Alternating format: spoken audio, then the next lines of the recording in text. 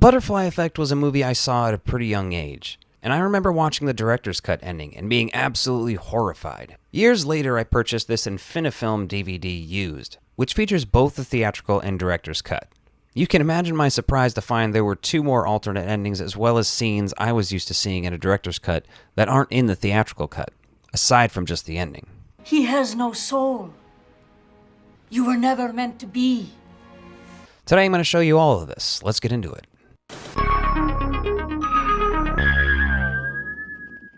The Butterfly Effect is the perfect movie to have alternate versions, endings, and scenes, because it fits the narrative and themes of the film so well. The first added scene has Evan writing in his diary about covering Kaylee's ears. The last thing I remember before the blackout was holding my hands over Kaylee's ears. And about how he couldn't focus what was happening on the mailbox. I think I was more focused on her hands on mine than the mailbox across the street. He writes that his mom is considering hypnotherapy as a possibility for him to remember his blackouts. Mom thinks hypnosis might be a good way to remember what... His pen runs out of ink, and in searching for another pen, he finds a box containing mysterious pictures and a certificate of death for his grandfather who died in 1972. My grandfather's crazy too? This is an interesting addition to the director's cut. There's sort of a plot line throughout this that peaks with the ending, and this is where we start to hint at that. The director's cut also has another scene after Evan has dinner with his mother. They go to see a fortune teller. In a sort of cliche moment, the fortune teller tells Evan that he does not have a lifeline or a soul and he should be dead. You have no lifeline. You don't belong here. His mother leaves quickly as he takes the money back and storms out. Psychic, huh? This won't come as much of a shock to you.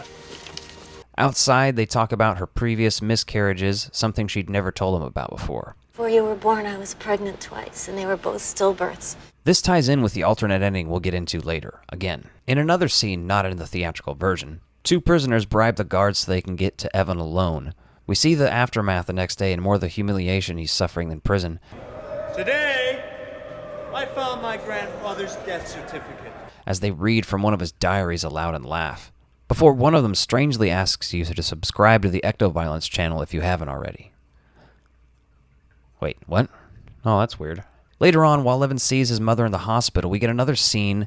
The movie flashes back to show us Evan's mother smoking, and he says that she started smoking again because of him. You started chain smoking when I blew myself up.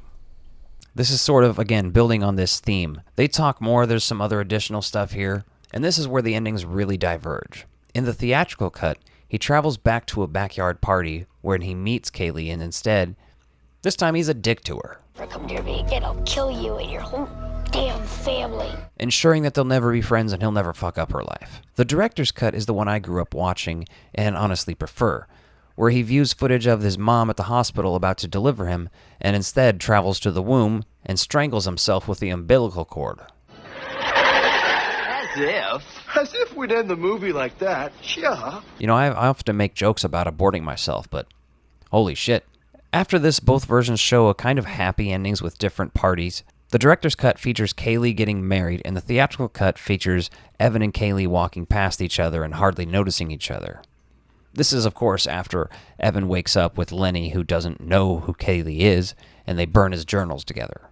In the theatrical cut, they see each other walking and just continue walking. He makes the decision to not talk to her. And it's kind of brutal, it's bittersweet, and honestly, this is a story about sacrifice, right?